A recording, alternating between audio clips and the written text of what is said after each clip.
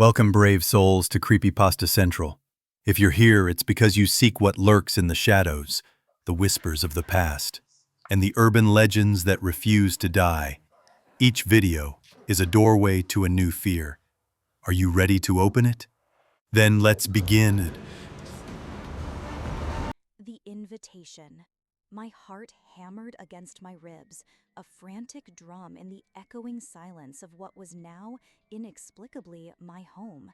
The air was thick with the scent of dust and something else, something metallic and faintly sweet, like forgotten blood oranges left to rot in a dark corner. I had never seen Blackwood Manor before the day the lawyer's letter arrived, detailing my great-aunt Alara's bizarre last will and testament. A distant relative I'd never met, leaving me, an ordinary librarian living in a small city apartment, this decaying monument to forgotten secrets. The letter had been vague, mentioning only that the house held a profound and personal legacy, and that I was the only one who could truly understand. It felt less like an inheritance and more like an elaborate, inescapable summons. The moment I stepped onto the cracked flagstones of the porch, a shiver, cold and sharp, traced its way up my spine, a presentiment of dread that settled deep in my bones. The front door, a heavy, dark oak beast, groaned open with a mournful sigh as I pushed it, revealing an interior swallowed by shadows. Dust motes danced in the sparse beams of light, struggling through grimy windows, looking like a million tiny, frantic ghosts. My breath hitched in my throat.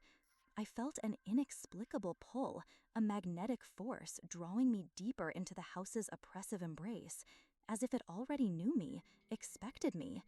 The silence inside was not empty. It was pregnant with unspoken histories, with lingering echoes of footsteps that weren't mine, whispers that weren't real. I moved through the foyer, past a grand staircase that spiraled upwards into the gloom, its banister intricately carved with what looked like weeping faces, or perhaps just warped wood. The floorboards creaked under my weight, each groan a complaint, a warning. I noticed the odd details first. The unsettling stillness of a faded tapestry depicting a hunt where the animal's eyes seemed to follow me. The way the air grew perceptibly colder near a closed-off parlor. I tried to dismiss it, to rationalize the creeping unease as simply the natural reaction to an old, neglected house.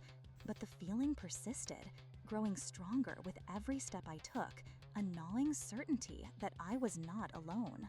I found myself drawn to a small, unassuming door tucked away near the back of the ground floor, almost hidden behind a sagging curtain. There was no rational reason for my attraction to it. It was just a door, plain and unadorned. Yet a cold dread pooled in my stomach as I reached for the brass doorknob. It was icy to the touch, and as my fingers wrapped around it, I felt a faint vibration, as if something on the other side was stirring, waiting. I twisted it slowly, the mechanism groaning in protest.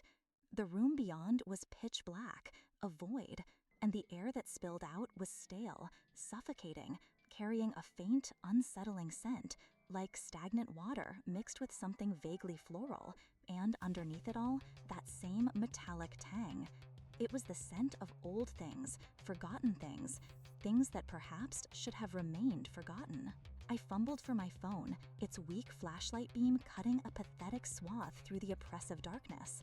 The room was a study, or perhaps a library, judging by the shelves that lined the walls, though most were empty or filled with spine-worn books with unreadable titles. A large ornate mirror stood against the far wall, its silvered surface completely obscured by a heavy velvet cloth. It was ancient, its frame carved with twisting vines and strange, almost organic patterns that seemed to shift in the dim light. I felt an undeniable urge to pull back the cloth, a morbid curiosity overriding my growing apprehension. My hand trembled as I reached for the fabric, the cold dread turning into a prickling sensation on my skin. This house, it wasn't just old, it felt alive, sentient, and it was drawing me into its depths, preparing me for something I couldn't yet comprehend. This was not just an inheritance, it was an invitation. an invitation to a darkness I was only just beginning to perceive. The silence held its breath, waiting for me to unveil the truth it had so carefully hidden. Part 2. Whispers in the walls. My fingers twitched, hesitating just inches from the velvet cloth. Every instinct screamed at me to back away, to leave this house, to forget I ever inherited it. But an unshakable compulsion, a deep, unsettling curiosity held me fast. It was as if the house itself was breathing down my neck, urging me forward. With a shaky breath, I gripped the heavy fabric and pulled. The velvet, stiff with age, offered surprising resistance before falling away with a soft whisper, revealing the mirror's surface. The glass was dark, not just dusty, but almost black, reflecting very little of the dim light from my phone. It felt less like a mirror and more like a window into something unknowable, something deeply unsettling. As I leaned closer, trying to discern my own reflection, I saw movement within the depths of the glass. Not my movement, but something else. A flicker, a distortion, like water disturbed by an unseen stone. I blinked, my heart thudding, convinced it was just an optical illusion, the play of shadows. But then it sharpened, solidified. It was a face, not mine. Younger, thinner, with wide, terrified eyes and tangled hair. A child. It was there for only a fraction of a second, a fleeting ghost in the glass, before the darkness swallowed it again. I gasped, stumbling back, my hand flying to my mouth. A wave of nausea washed over me, cold sweat beating on my forehead. My mind raced, trying to find a logical explanation. Dust? A trick of the light? But the image had been too clear, too visceral. It felt like a memory, a vision ripped from the past and shoved into my present. From that moment on, the house began to truly reveal its nature. The whispers started subtly, just at the edge of my hearing. Faint, high-pitched sounds, like distant laughter, or a child's murmur, carried on currents of air that weren't there. I'd pause, straining to listen, but they would always cease the moment I acknowledged them. The silence would return, heavier, more watchful than before. I tried to convince myself it was the old pipes, the settling foundation, the wind, but the sounds were too specific, too human. One evening, as dusk painted the empty windows a bruised purple, I was in the kitchen, attempting to brew some tea on a temperamental stovetop. A faint scratching sound began, coming from the wall directly behind me. It was rhythmic, persistent, like tiny claws dragging across plaster. I spun around, my mug clattering against the counter, spilling hot water. Nothing. The wall was solid, unremarkable. I pressed my ear against it, listening intently. Silence. Then a sharp, distinct rap, as if someone had lightly tapped the wall from the other side. My breath caught. "Hello?" I called out, my voice trembling, sounding pathetically small in the vast, empty kitchen. There was no reply, only the heavy silence. I started finding things, small, innocuous objects. A porcelain doll's eye, detached and staring from the bottom of an empty teacup. A single, intricately braided lock of blonde hair tucked beneath a loose floorboard in the hall. A child's drawing, crudely sketched, depicting stick figures holding hands, but one figure was larger, looming over the others with dark, empty eyes. Each discovery sent a fresh wave of ice through my veins. It was as if the house was leaving me breadcrumbs, drawing me deeper into its grim history, teasing me with fragmented glimpses of what had transpired within its walls. The air in the house grew colder, particularly in the evenings, an unnatural chill that made my teeth chatter even when I was bundled in layers. The shadows seemed to lengthen and deepen, coiling in corners, taking on fleeting shapes that vanished the moment I turned to look directly at them. I found myself sleeping poorly, jolting awake from vivid, unsettling dreams of indistinct figures moving through the house, always just out of reach, always just out of sight. I would lie there in the darkness, listening, straining to differentiate the normal creaks and groans of an old house from the deliberate, unsettling sounds that weren't normal at all. I was not just hearing things, I was being watched, followed. The house was not merely old, it was occupied. And whatever occupied it It wanted me to know. It wanted me to see. It wanted me to understand. Part 3. The mirror's gaze. The mirror in the study became my obsession, a horrifying magnet I couldn't resist. Despite the terror it invoked, I found myself drawn back to it day after day, compelled to stare into its murky depths, searching for answers, for another fleeting glimpse of the child's face.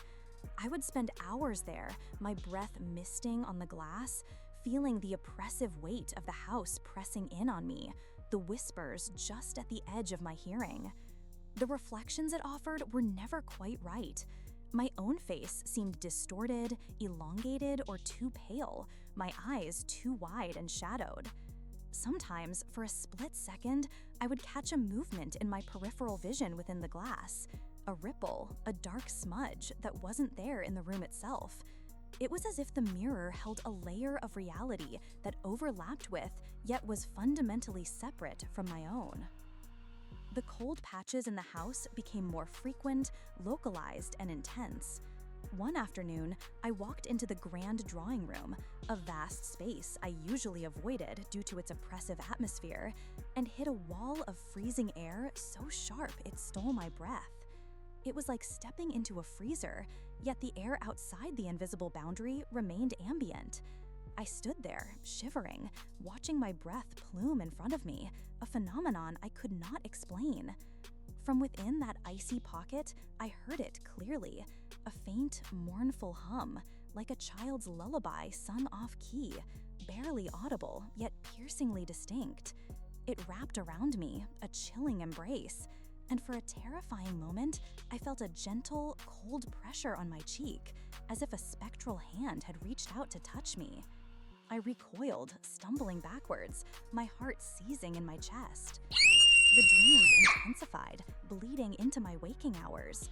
I'd drift off on the sofa, only to wake with the vivid image of a girl, no older than 10, standing silently at the foot of my bed, her face obscured by shadows, her hand outstretched.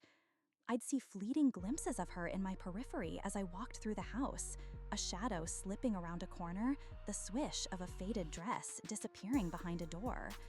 The house was not just showing me things, it was introducing me to them. It was introducing me to her. I started to feel a profound sense of sorrow permeating the house, a crushing weight of grief and despair that wasn't my own. It wasn't just a feeling, it was almost tangible, a thick, suffocating blanket that wrapped around me, making it difficult to breathe, to think clearly. This was not a haunting in the traditional sense, not just residual energy. This felt like active, intentional manipulation. The house wanted me to feel what she felt. It wanted me to understand her pain. One stormy night, the wind howled around Blackwood Manor like a banshee, rattling the old windows in their frames. I was in the study, drawn once again to the mirror. The storm outside seemed to energize the house, making the shadows writhe and dance in the flickering lamplight. As I gazed into the mirror, my own reflection swam, distorted by the erratic light. Then, slowly, terrifyingly, another face began to emerge behind mine in the glass. It wasn't the child this time. It was a woman, gaunt and pale, her eyes hollow, filled with an unimaginable horror. Her mouth was open in a silent scream, and as I watched, transfixed, her image began to fray at the edges, dissolving into wisps of shadow, as if she were being pulled apart, absorbed. A profound sense of dread, colder than anything I had felt before, enveloped me. It was more than fear. It was a dawning realization. The woman in the mirror, she wasn't just an image from the past. She was a victim, like the child. And the mirror wasn't just showing me things. It was showing me a process, a capture. The house wasn't merely haunted. It was a predator. And the mirror was its eye, its trap. I felt an invisible thread tightening around my own reflection in the glass, a subtle tug, an insidious pull, drawing me closer. I instinctively recoiled, a primal scream catching in my throat, my hands flying up to push against the invisible barrier, against the encroaching darkness. The house pulsed around me, alive, waiting. Part 4. The Unraveling. The image of the screaming woman in the mirror, her face dissolving into the glass, solidified the horrifying truth. The house was not merely haunted by residual energy, it was actively consuming. My mind reeled, trying to make sense of the nightmare I had stumbled into. I knew I had to understand what was happening, what happened here. My survival depended on it. I began a frantic, methodical search of the house, no longer looking for mere curiosities, but for answers, for any shred of evidence that could explain the escalating horror. I started in the study, the room with the ominous mirror. I went through every drawer, every forgotten book on the few remaining shelves. It was slow, frustrating work, until my fingers brushed against a loose panel behind a large, dusty globe. It gave way with a faint click, revealing a hidden compartment. Inside, nestled amongst cobwebs and an unsettlingly cold stillness, was a small, leather-bound journal. Its pages were brittle and yellowed, the faint scent of decay rising from them. The spidery handwriting was difficult to decipher at first, but as I read, a chilling narrative began to unfold. It belonged to my great-aunt Alara. Her entries, spanning several decades, chronicled her life in Blackwood Manor, but they quickly descended into something far more sinister. She spoke of the house as if it were a living entity, initially benevolent, a comforting presence. But then, the change. She started mentioning the cold spots, the whispers, the fleeting recollections in the grand mirror in the study. She wrote about her daughter, a girl named Lily, who began to spend more and more time in that room, fascinated by the mirror. Alara's entries grew increasingly desperate, frantic. She described Lily becoming withdrawn, her laughter fading, replaced by a hollow-eyed silence. Lily would talk to her reflection, or rather, to something within her reflection, something that only she could see. Alara described how Lily's physical form seemed to diminish, becoming translucent, ephemeral, particularly when she stood before the mirror. The chilling realization hit me like a physical blow. The child's face I had seen, the girl in my dreams, it was Lily. The journal detailed Alara's desperate attempts to save her daughter, to pull her away from the mirror's allure. But Lily was mesmerized, claiming the mirror promised her a beautiful, perfect world, a place without pain or sadness. Then came the entry I dreaded, yet knew I would find. A final, scrawled paragraph, barely legible, detailing the last moments. Alara wrote of Lily's standal before the mirror, her form shimmering, her eyes wide with a mixture of terror and blissful acceptance.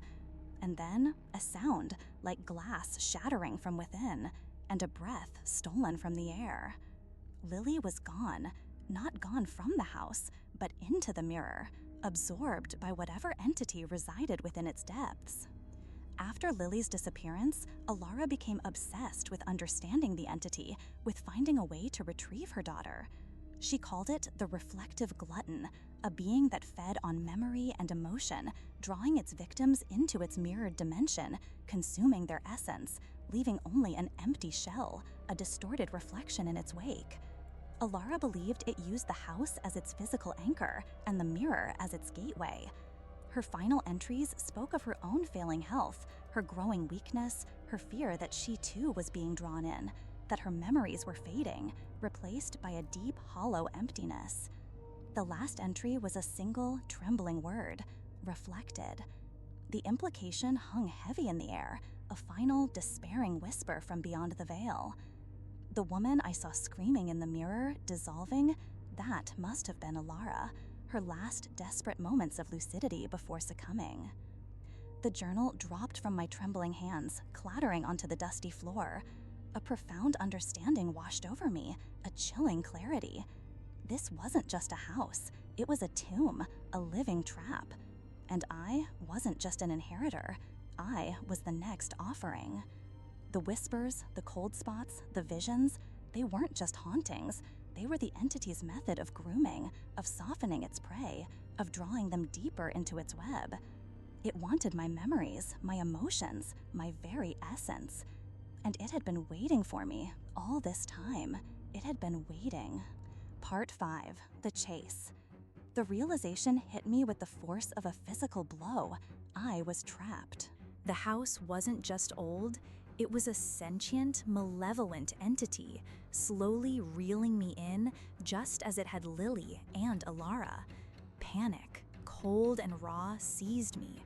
Every creak of the floorboards, every groan of the ancient timbers, every whisper of the wind outside the grimy windows now sounded like the house breathing, watching, closing in. I could almost feel its oppressive presence, a heavy shroud settling over me, smothering my will. I clutched the journal to my chest, its pages feeling like a death warrant. There was no escape. The main doors were locked, their mechanisms rusted beyond repair. The windows were either nailed shut or too high or too small to offer any means of egress. I was a fly caught in a spider's web, and the spider was the very structure around me. Suddenly, the air in the study dropped several degrees, a localized cold so intense it burned my skin. The scent of stagnant water and decaying flowers, combined with that unsettling metallic tang, filled my nostrils, overpowering everything else. The mirror on the far wall began to shimmer, its dark surface rippling as if disturbed by an unseen current. I backed away, my eyes wide with terror, stumbling over the forgotten objects on the floor. Then, from the depths of the mirror, a sound emerged. Not a whisper, but a guttural, wet scraping, like something dragging itself across rough stone. The shimmering intensified, and the image of Lily, young and terrified, flickered into existence. Her hands pressed against the glass as if trying to push outwards. Her mouth opened, but no sound came, only a silent, desperate plea in her eyes. Behind her, in the deeper recesses of the mirror, a vast, formless shadow began to coalesce, growing, spreading, obscuring Lily's image as it alternating from the mirror, seeming to vibrate through the very walls, rattling my bones. It was a sound of immense hunger, of ancient malevolence, and it was directed at me. The shadow in the mirror lunged, and for a terrifying second, the glass itself seemed to warp, to bulge outwards, as if something impossibly large was trying to break through. I screamed, a raw, desperate sound, and turned to flee. I ran, blindly, through the labyrinthine corridors of Blackwood Manor. Footsteps echoed behind me, heavy and deliberate, yet strangely muffled, as if something was chasing me from just beyond the veil of reality. The whispers were no longer whispers. They were a cacophony of distorted voices, pleading, accusing, laughing, swarming around me, trying to break my resolve. The house was no longer merely observing, it was actively hunting. I burst into the grand foyer, aiming for the main staircase, my only hope to find some unknown escape on an upper floor. As I pounded up the creaking stairs, a cold, spectral hand brushed against my ankle, and I nearly fell, tumbling up the remaining steps on hands and knees. The weeping faces carved into the banister seemed to contort in silent agony, or perhaps cruel amusement.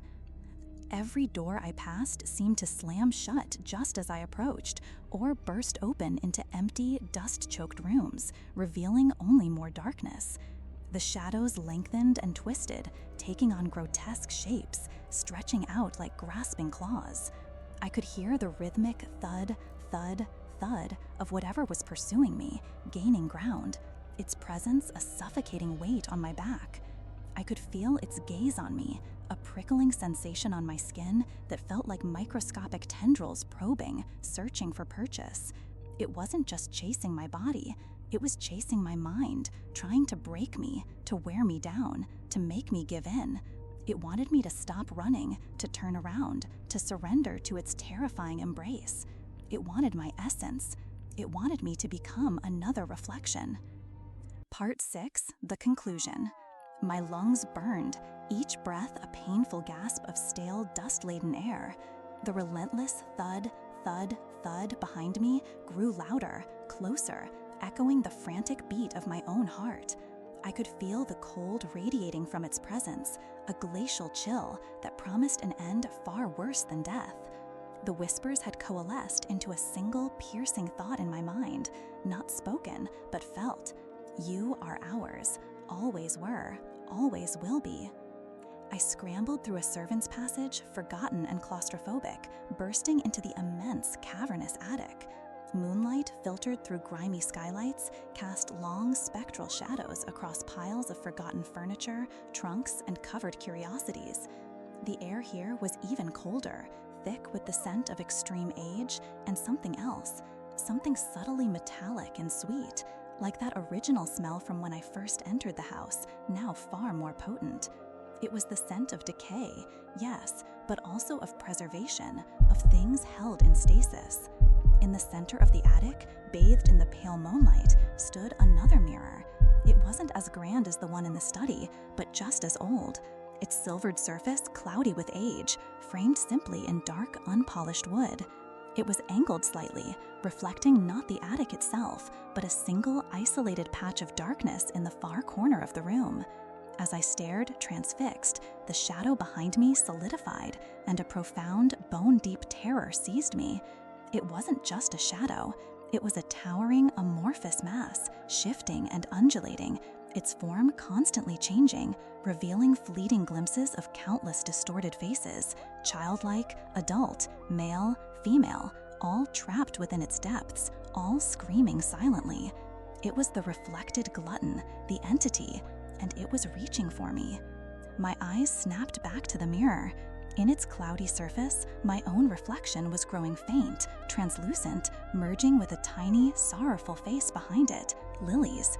Her eyes, magnified by the glass, were wide with a profound sadness, a warning, and a desperate plea. I felt my energy draining, my limbs heavy, as if my essence was being siphoned away, pulled into the glass. The house pulsed around me, its very structure humming with malevolent anticipation.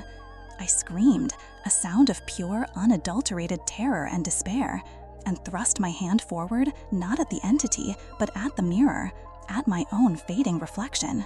My fingers passed through the seemingly solid glass, as if it were water, entering an icy void. The cold was absolute, a searing pain that stole my breath. Yet I pushed further, propelled by a primal instinct for survival, or perhaps simply a desperate wish for an end. My reflection wavered, then distorted wildly, stretching, dissolving. A sudden, immense suction pulled me forward, and the attic around me twisted, blurring into a kaleidoscope of shadows and light. I felt myself falling, or perhaps being pulled apart, stretched thin across an infinite, dark canvas. The last thing I saw was the formless mass of the entity lunging at me, its multiple faces screaming, its hunger immense. Then blackness, not the absence of light, but an oppressive, suffocating void filled with the echo of countless whispers, of forgotten laughter, of silent screams. I was aware, but formless, bodiless, adrift. I felt my memories, my very identity, begin to fray, to dissipate like smoke caught in a gale. Snippets of my life, moments of joy, of sadness, of love, flashed before my rapidly dimming consciousness. Each one plucked away, consumed by an unseen force. I was becoming an echo, a reflection. Time ceased to have meaning. I was simply there, another consciousness within the entity, a fragmented piece of its grotesque collection. There was no pain, no fear, only a profound, desolate emptiness, an endless reflection. Days, weeks, years could have passed. Then, slowly, infinitesimally, I felt a new presence, a faint tremor in the void, a new whisper trying to emerge from the silence. A familiar pull, a magnetic, inexplicable draw, a sense of a presence, a single individual stepping onto the cracked flagstones of Blackwood Manor, pushing open the heavy, dark oak door. I was aware of her, the new one, the next one. I saw her reflection, not in a mirror, but within the vast collective consciousness of the entity, a new, vibrant spark. I tried to warn her, to scream, but no sound formed, no movement was possible. I was just a part of the house now, another echo in its reflective depths, another facet of the glutton's grim collection. And somewhere, deep within the blackness, a single, clear thought formed, not mine own, but the entity's, echoing through me, through all of us. Welcome home. We've been waiting for you. The cycle had turned. The tension fades, but the echo of the story remains. What did you feel? Share your thoughts and your own strange experiences in the comments. To never miss a new dose of terror, be sure to subscribe to Creepypasta Central and join our growing community of thrill seekers. Until next time, stay vigilant and don't look behind you.